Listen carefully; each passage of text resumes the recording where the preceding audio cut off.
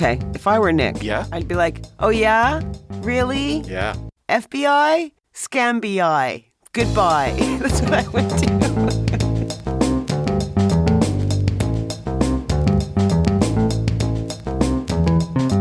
Smashing Security, Episode 409, Peeping, Perverts and FBI Phone Calls, with Carole, Theriault and Cluley. Hello, and welcome to Smashing Security, episode 409. My name's Cluley. And I'm Carole Theriault. Hello, Carole. Here we are back again for another show. I know. No guests this week again. We're going to have to get a guest in soon, aren't we, I think? We definitely will, but not this week because I'm sick. Graham, I'm sick. Oh, what's wrong? What's wrong? I have a flu, so if my voice is all scratchy, just know that I'm being a soldier, not skipping a week. Oh. You know what? I think we should kick the show off. But first, let's thank this week's wonderful sponsors, Vanta, Drata, and Acronis. It's their support that help us give you this show for free. Now, coming up on today's show, Graham, what do you got? I'm going to be talking about a lurking horror of hackers. Ooh, and I'm talking about short-let nightmares coming back to haunt you, a scary episode. All this and much more coming up on this episode of Smashing Security. Now, chums. Actually, specifically you, Carole, have you ever hidden somewhere for a long time? Not by choice. Maybe when you were a kid? Yes. Did you hide in a cupboard under the stairs? Funny you should say cupboard. My brothers both locked me in, I don't know how, tricked me into getting into this toy box we had in the basement of our house. Right. And I got in, and then they locked it shut. Oh. With rope and stuff, and then went off to watch cartoons upstairs. So I do have claustrophobia, and I wonder if that's associated. How old were you? Like in your 30s or what? Yeah. How old were you when this happened? No, maybe more like 8. Oh, that's a horrible story. You know, I remember when we and a large group of your friends I think you organised some great big party in the country. And we all decided to play a game of hide and seek. Graham. And yes. one by one, people were found, and about an hour, it was like the end of the game. It was all fun in games, in a strange big house, hide in different places, and people would go, "Whoa, here you are," whoa, and all that sort of thing. And the game finished, as games do. We know how to have a wild time. And then about an hour after the game finished, yes, someone came into the room feeling rather we grumpy found and upset. The person in the room. We went. Did we? Yes. Well, not we. I, someone else, found them in a bedroom. Oh, no. We'd forgotten about them. It was awful. No one had noticed they were missing. It had nothing to do with the person at all. It's just there was tons of people. No. Now, imagine what could have happened if she'd had provisions and a supply of loo paper. She could have stayed there for weeks, couldn't she, if we had never noticed? And she'd still have been playing that game.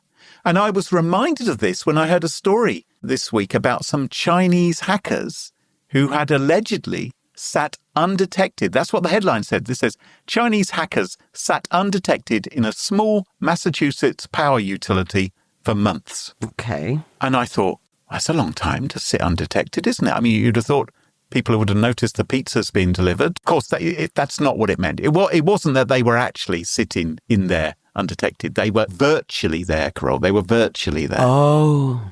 Yes. Thanks for clarifying, yeah. I felt I should. Yeah. Our story actually begins in November 2023. Okay. And it's a Friday night in the small town of Littleton, Massachusetts.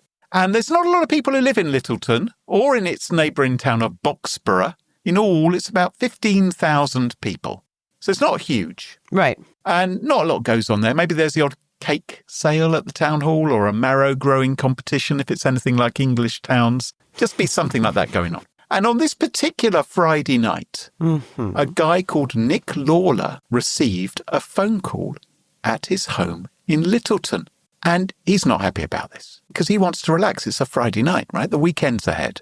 He's been busy all week being general manager of the Littleton Electric, Light and Waters Department. He deserves a beer. Of course he does. Right. And he's thinking, who's calling him? Anyway, he gruffly answers the phone, and the person on the other end says that he works for the FBI. And Nick's thinking, why are the FBI calling me? Did someone forget to pay the electricity bill? at FBI headquarters. Why are they ringing me? Why are they doing this?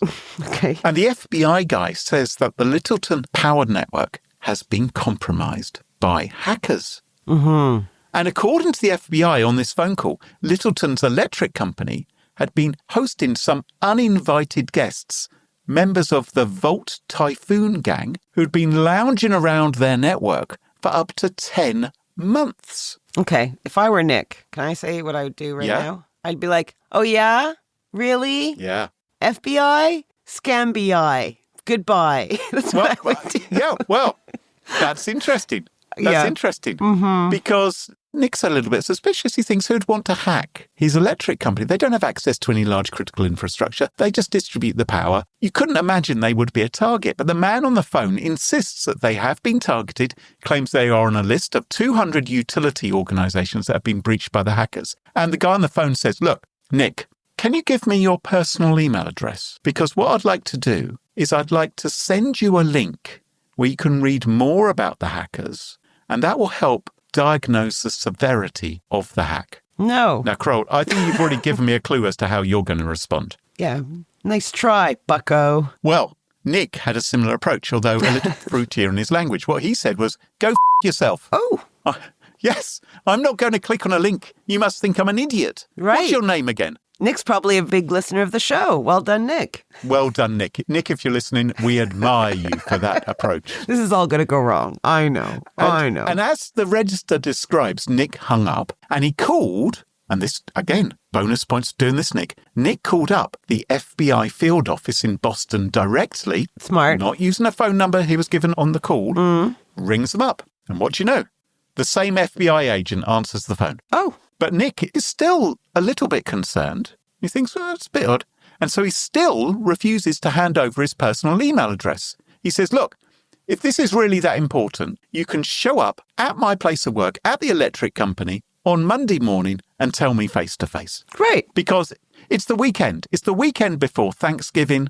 He's going to go to his kids' sports games. He's going to get on with family life. And he pretty much over the weekend forgets about the phone call. He's assuming this is not time critical. Well, you know, come on, it's Littleton. Thanksgiving. It's Thanksgiving. It's the weekend, for God's sake. He's got a beer in his hand. Maybe. Forgets all about it. Until Monday, when who should turn up at his place of work but the FBI with a printed out PDF all about the Volt Typhoon gang. Now, as I said, this was the start of Thanksgiving week in 2023, and it transpired the hackers had been on the network of Littleton's electric, light and water departments for over 300 days, almost a year. Wow. That's about 1,200 times longer than that person hid during our game of hide and seek. So, good maths. Thank you. It's a very, very long time indeed. And all that time, the hackers had been able to access sensitive systems without detection. And one of the challenges that this little electric company had faced was that it was such a small operation. It didn't have the resources. It didn't have the people power. It didn't have the technology to properly defend itself from attacks. For instance, it had struggled because it had limited visibility into its OT network, the operational technology network. Those are the bits of your network which manage and control physical devices in industrial environments, right? Yeah, this bugs me though, because this just says, oh, well, guess it's only megacorps that can do all the big serious jobs now. And I can see that it's a resource issue. Like what? Because you're delivering energy, you need to have Fort Knox of security. Well, unfortunately, if you're just one link in the chain, then, you know, if you get knocked out, that could have big impact, couldn't it? And the Volt Typhoon hackers, they had been really sneaky. They are a group which typically doesn't use malware. Right. Typically doesn't do that kind of thing. What they do is they use living off the land techniques. And this is a technique which is used increasingly by hackers where they won't use their own malware. They will use tools which you already have on your network. So there are tools on your network like PowerShell, which are ways to automate various functions on your network, do lots of helpful things. And what the hackers will do is they'll use that tool to do their dirty work for them. To copy files around or zip them up and then begin to exfiltrate them. And living off the land attacks have become very, very popular because there's much less risk of being detected. Well, exactly. By an antivirus compared to when you install your own malware. No, exactly. And even if you think of it like in the earlier days when when these viruses had payloads, which would basically say, ha ha, got ya, you're kind of giving away the game early on. So it's announcing, it's like a ransomware attack. It obviously has to announce the fact that it's hit you. These attackers aren't interested in a ransomware attack, at least not at this point. They're mostly interested in spying and seeing how your network works. And if it should come to it, then maybe breach it. So the concern is, and one of the concerns about the Volt Typhoon gang is that they are believed to be operating should the political situation change. So if, for instance, China and America were to become more openly hostile to each other, if, for instance, China were to attack Taiwan and America got embroiled in that, which is a scenario you could imagine happening, then these Chinese hackers are thought to have already done the prep work breaking into utilities and critical infrastructure in America, just biding their time, because should that come to pass, then they could cause a lot of disruption and damage. Mm-hmm. But you have to wonder, what was the FBI playing at? So imagine you're at an FBI office that identifies a security breach at a piece of critical infrastructure. What do? You call the facility, ask for a private email address, and tell them to click on a link to download a program. Well, what do? Well, that's not what they did. They called him at home. It's even worse, right? They called him at home. They called him at home, asked for his AOL account. Yes. And said, we're going to email you something. Click on it and run a program. Download a program, diagnose what's going on. But you can understand from their point of view as well. Yes. How do they legitimize themselves in a suspicious world? And where there's urgency as well. Mm-hmm. Where how can people verify that it's legit? You want to have a secure channel for communicating with someone. Maybe you're concerned that the phone network at the organization or the email system at the organization has been compromised. And so they're looking for another method. But at the same time, what kind of lesson is this teaching people? Because there's a danger you're normalizing something very, very risky as being acceptable practice. Because normally, I'm sure Nick is a regular listener, judging by his response to the FBI, normally we'd say, treat that kind of thing with extreme caution and suspicion. Well, we did give him gold stars, right, for some behaviors? We did. Mm-hmm. Absolutely, yes. But I think, ideally, most of us would feel more comfortable if an FBI agent turned up on our doorstep. But then how would you know it's an FBI agent? It could be just someone who's been down the fancy dress shop and is pretending to be, couldn't it? Waving a badge at you. I like the idea of showing up in the office on a Monday morning. I think that's just like, let's go back to old school, You think hackers can't get up early enough in the morning on a Monday? That's basically what I'm saying, yes. That's what you're saying. Okay. Carole, what's your story for us this week? So I saw a story in The Independent, and it occurred to me that we hadn't touched on the subject in a while on smashing security. So I thought it was time to bring it back. So let me just set the scene. Right. It's 2018. And Jane, her true identity is masked, okay? But we're going to call her Jane. She's just rented a 1-bedroom with ensuite bath in a 300-square-foot Long Beach residence, right? She did this via a site called roomies.com. Okay. And the landlord, a 74-year-old whose first name is apparently Bond. Bond? Yep, okay. Bond. Okay, yep. all right. So landlord Bond has a number of properties and rooms for rent in the area. He's, maybe a property baron of sorts. So cool. Jane gets the room, has the only set of keys, and keeps the door locked. Yeah. But things get weird. Right. About 3 weeks into Jane's rental, our landlord Bond reportedly starts making comments to Jane about her body. I'm assuming the hubba type of comments. Ooh. And a few weeks later, he asks her whether she would consider trading personal favors for rent. Oh, my God. And I'm not sure that means ironing his shirts. No. So Jane doesn't get into a flap. Apparently, she brushes him off, probably thinking, the equivalent of perv. Yeah. Right? Pervy old man. Right. And, whatever. I've brushed him off. But the comments keep coming. Anyway, so soon after she moves in, she leaves for a 2-week vacay. And landlord Bond apparently soothes her by saying, I would never put a camera in your room, right? Well, that would spook you out, wouldn't it? You'd be like, what? Sorry, what? I wasn't thinking you would until you happened to actually mention it. It's like, I'm not going to murder you in the night, right? You know that. Yeah. I'm not going to scoop your eyeballs out with a spoon, right? You know that. Okay, yeah, freaky. Okay, so no surprise she is unnerved by this odd statement. Yes.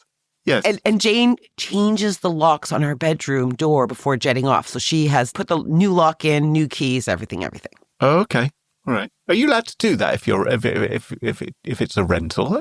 Good question. I'm not sure. I suppose you have to still give the landlord access if they want to inspect or something. But yeah, okay. Yeah, an interesting legal quagmire for another show, perhaps. Yeah. Yes. Tune in to Smashing Legal for answers to that question. Dink, dink. So while Jane is away, the landlord contacts her and he says, Jane, there's a leak in your bathroom.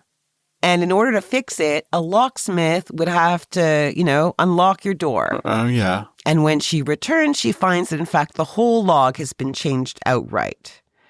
So, okay, this wouldn't sit well with me. The guy's a bit of a perv. Yeah. Right? He's changed the locks. And no surprise, Jane doesn't seem to be thinking this is great either. She moves out a month later. Okay. Right? Icky. Well, it's good that she was able to do that. Imagine if she'd paid a year in advance or something. And yeah. Yeah, that would be awful. Yeah. Okay, so we fast forward now. We fast forward 6 years to February 2024. Okay. So about this time last year. All right. And Jane, maybe at a local coffee shop, maybe at the dog park, I don't know, but somehow gets chatting to an old friend of ex-landlord Bond. Okay. What's their name? Moneypenny? Yeah, sure. Right. And the friend mentions something along the lines of Bond having installed smoke detectors with cameras and had recorded Jane both in the nude in her bedroom as well as engaging in intimate situations with her guests. Hang on. Okay. Obviously, that is horrific, and that would be disturbing. What is Bond doing telling people that he's... Well... And why is this person his friend? I mean... First, welcome to Yuckville, right? Because, it would be just horrific news. And 6 years have passed, okay, without her even having any knowledge of this. Yeah. Is it possible it's a very slow Wi-Fi connection, so any pictures which were transmitted from her room have only recently arrived on Bond's computer? The friend says the landlord Bond had actually shown him the videos, which were forwarded from the smoke detector cameras, according to this article in The Independent, to the landlord's phone and email. And the friend was not the only one to see them. So in other words, landlord Bond was passing him around. Okay, so again, this is pretty horrific news to be hearing. No, not only just hearing it, but 6 years later as well. It's not just an indictment on this Bond chap, but all of his associates. I mean, there were so many people who could probably have blown a whistle and said, or gone to the police, Short time later, Jane confronts the landlord about his actions. And weirdly, he admits to Jane that he secretly installed the surveillance cameras, took the illegal videos, and showed the illegal videos to his friends. Okay. It's worse than that. He apparently, Jane learns that the landlord sent the illegal videos to a male porno star and secretly tried to arrange a meeting between Jane and this individual so he could secretly record them. Oh, so, okay, hang on a minute. So Bond arranged for a male porn star to bump into Jane and maybe... Oh, hello, I'm here to fix your taps. Yeah, exactly. I heard you had a problem. Here, there's a problem with the washing machine. Let me just... Yeah, okay, I'm the pizza delivery guy. Okay, and so... And in order that Bond could film both of them covertly. Yes. Or maybe he was going to give a cut to the porn guy. Who knows? It feels rather an elaborate scheme. Yes. Well, Jane has finally taken Bond to civil court, asking the judge to hand down an injunction blocking. Don't just take him to civil court. Just call the cavalry. Well, right. And she wants him banned from distributing further videos, et cetera, et cetera. And Jane, of course, is not alone, right? I've been doing, this research for this story. I saw dozens of reports of people finding out that they've been secretly recorded. Yeah. There's, people who are finding these things in smoke detectors or in Wi-Fi extenders and all sorts of things. And Jane only found out because someone ratted out the sleaze of an ex-landlord 6 years later. But how many don't even know? Yes. Last year, Airbnb announced that the company would ban the use of surveillance cameras in its rentals. Right.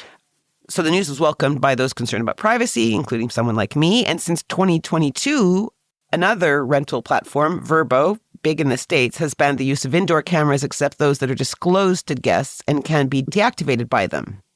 American Hotel and Lodging Association, they represent 80% of all franchised hotels in the U.S. They said surveillance cameras in hotels should be limited to common areas, so lobbies, pools, and that's just for security purposes. Yes, you wouldn't expect to have, you wouldn't expect to have a camera in your hotel room, would you? But yeah, I suppose it'd be all right in a corridor or something. Every state has the law apply slightly differently. But at the federal level, there's this Video Voyeurism Prevention Act of 2004, which prohibits knowingly videotaping, photographing, filming, recording by any means without an individual's consent, where someone has a reasonable expectation of privacy.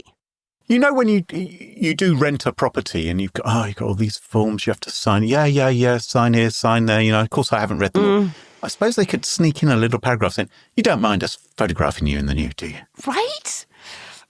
I'm 78 years old and I'm a bit of a pervert. You could probably contest that if it was in the small print. Right. Okay. But basically my point here is the powers that be, so the companies and the government, they all seem to be on the same side. You know, don't surreptitiously record your guests without consent. Who's selling these devices, which are disguised in this fashion? So I was researching the story and I look for things like spy camera, rental, landlord, court case, that kind of thing. And maybe there's 2 links on that kind of topic and the rest are either porn sites basically doing some kind of spy cam, cutie, something, bit dirty, or they're selling the spy cams. Like, just do your own research and see. There's so many links about that stuff. It's horrible, isn't it? Mm-hmm. The reason I'm talking about this too is I've just been to a rental property for a group holiday. Okay. And there was tech all over the place. Yeah, I know. I was able to watch you. I know. I saw you. There's a smart heating system. There's a Wi-Fi router, Wi-Fi extenders, Roombas, smart TVs, the whole lot. Roombas. And there was. And any one of those things could have been retrofitted, right? And even with the teeny bit of InfoSec tech knowledge that I have, I wouldn't know where to start if I wanted to ensure I wasn't being recorded without my consent. No. Security pundits at Global Threat Solutions, they told the New York Times, right, so they had some advice, right? They said you got to do a common sense search of a location. So, quote, this includes looking for small recording devices or telltale lenses in anything connected to a power source, such as a clock radio, power outlets themselves, and battery-charged electronics, such as smoke detectors and Bluetooth speakers. Turn off the lights and use a flashlight. A cell phone flashlight will do to look at flashing lights that may reveal a camera. Like, do you do that? Of course you don't. And let's not forget that these cameras can be absolutely tiny. So my phone, right, has a camera on its front screen. There's a little pinprick of a hole. Yeah. It's a very good camera. I can barely see it when I'm looking straight at it to work out it's there. You would never notice that. You do have tiny eyes, right? Wow. Just kidding. More advice from this Global Threat Solutions is if you're uncertain, just throw a towel over the electric device or tape over the outlets. Or over yourself. And then it doesn't matter where the camera is. Yeah, fire hazard anyway. Fire hazard, yes. Let's just put blankets all over the electrical stuff. This is insane. Now, they say because many recording devices require an internet connection to stream images, check the Wi-Fi network for any connected devices and ask what they are. It mentions apps such as Network Analyzer and Ubiquiti Wi-Fi Man, both apps I've not used, but apparently they will scan networks and detect connected devices. So that's kind of interesting. I didn't know that. Yeah, but the connected device may just say smoke alarm. It won't necessarily, You don't have to name it like smoke alarm and spy camera, do you? So what if you find a hidden camera in a hotel room or short-term rental? Right? What do? The advice is gather evidence by taking pictures or videos and contacting the police. And then find, of course, new accommodations, right? Like pronto. Airbnb directs guests to report privacy violations to its customer support team, and Vrbo does the same. But you know what? I think I'd contact the cops first and then contact the Airbnbs and Vrbos of the world. I think the fact that it's reported means that they have more incentives to take action. Yeah. What do you think? No, I agree. I mean, this is absolutely heinous, isn't it? And how horrendous. And you don't know how often it's happening because, if you don't know, you're none the wiser. I think the trick to not being surveilled is just to be stupidly boring. Like, it's not my forte, obvi, right? But, keep it dull. Keep all your clothes on all of the time. Say nothing, don't react.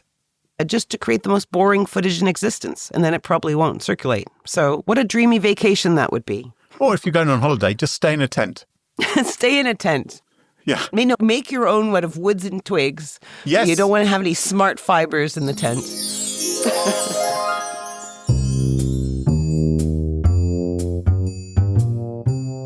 Smashing Security is sponsored this week by the Acronis Threat Research Unit. They're a dedicated team of cybersecurity experts inside Acronis, specializing in threat intelligence, AI, and risk management. That's right. Acronis' Threat Research Unit stays ahead of cyber risks to keep MSPs and their clients safe from attack, releasing security updates, threat intelligence, and monitoring the global threat landscape around the clock. So if you want to learn about emerging threats, get security insights, and support your IT teams with guidelines, incident response, and educational workshops, go to smashingsecurity.com/Acronis. That's smashingsecurity.com/ACRONIS. And thanks to Acronis for sponsoring the show. Now, Carole, according to Vanta's latest State of Trust report, cybersecurity is the number one concern for UK businesses. And of course, Vanta can help you with that. Whether you're a startup, growing fast, or already established, Vanta can help you get ISO 27001 certified and more without any of the headaches. You see, Vanta allows your company to centralize security workflows, complete questionnaires up to 5 times faster, and proactively manage vendor risk to help your team not only get compliant, but stay compliant. So stop stressing over cybersecurity and start focusing on growing your business in 2025. Check out Vanta and let them handle the tough stuff. Head to vanta.com/smashing to learn more. That's Vanta, VANTA.com/smashing. And thanks to Vanta for sponsoring Smashing Security. If you're leading risk and compliance at your company, you're likely wearing 10 hats at once, managing security risks, compliance demands, and budget constraints, all while trying not to be seen as the roadblock that slows the business down. But GRC isn't just about checking boxes. It's a revenue driver that builds trust, accelerates deals, and strengthens security. That's why modern GRC leaders turn to Drata, a trust management platform that automates tedious tasks so you can focus on reducing risk, proving compliance, and scaling your program. With Drata, you can automate security questionnaires, evidence collection, and compliance tracking. You can stay audit ready with real-time monitoring. And you can simplify security reviews with Drata's Trust Center and AI-powered questionnaire assistance. Instead of spending hours proving trust, build it faster with Drata. Ready to modernize your GRC program? Visit drata.com/smashing to learn more. That's drata.com/smashing. And welcome back. And you join us at our favourite part of the show, the part of the show that we like to call Pick of the Week. Pick of the week. Pick of the week. Pick of the Week is the part of the show where everyone chooses something they like. Could be a funny story, a book that they've read, a TV show, a movie, a record, a podcast, a website, or an app. Whatever they like. It doesn't have to be security related necessarily. Better not be. Now, it's been said from time to time that my picks of the week are not necessarily erudite enough. They're not cultural enough. I don't think I've ever said that.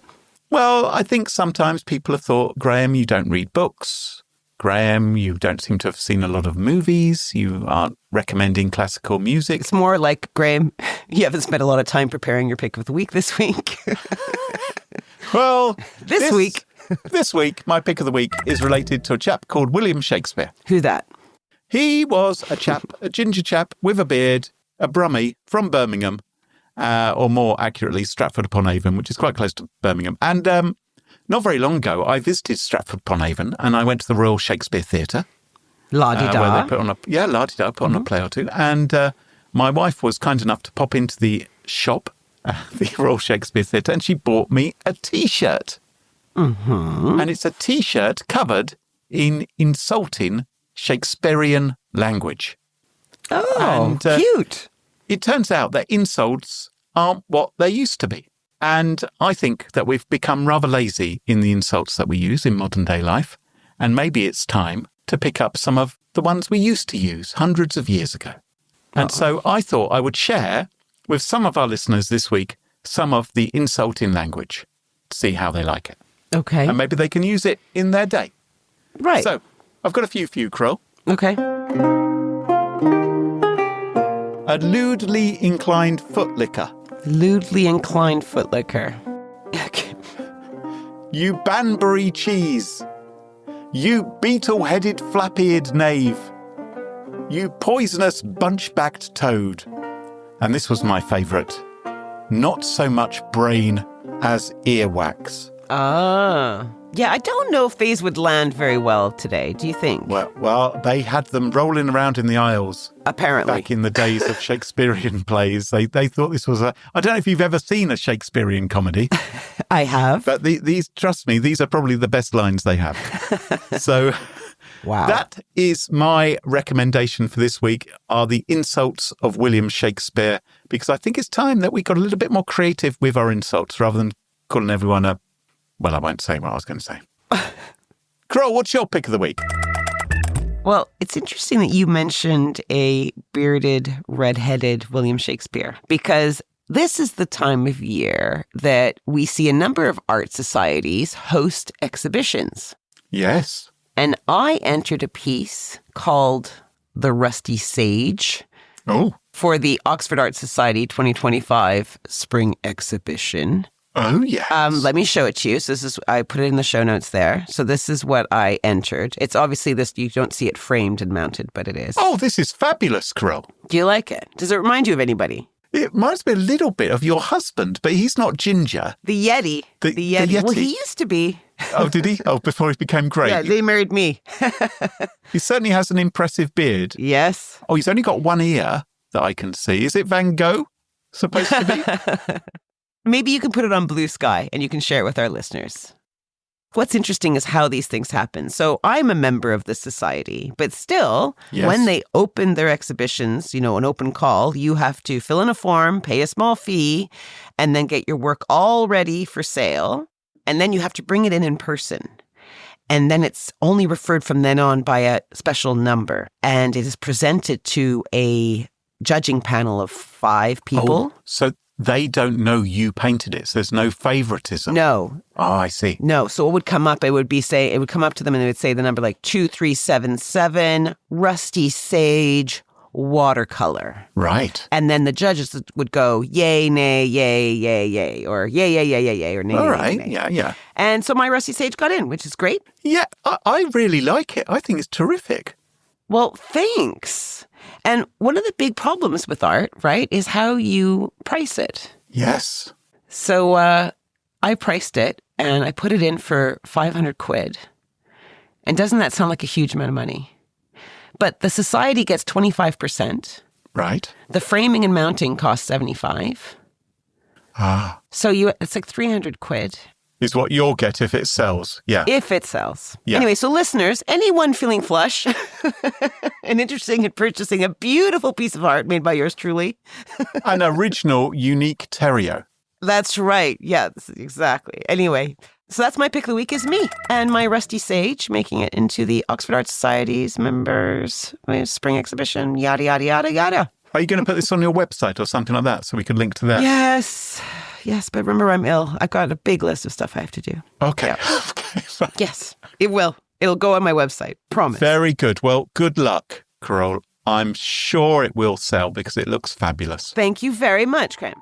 Well, that just about wraps up the show for this week. You can find Smashing Security on Blue Sky, unlike Twitter, which wouldn't let us have a G. And don't forget, to ensure you never miss another episode, follow Smashing Security in your favourite podcast app, such as Apple Podcasts, Spotify, and Pocket Casts. And huge thank you to our episode sponsors, Vanta, Drata, and Acronis. And, of course, to our wonderful Patreon community. It's their support that help us give you this show for free.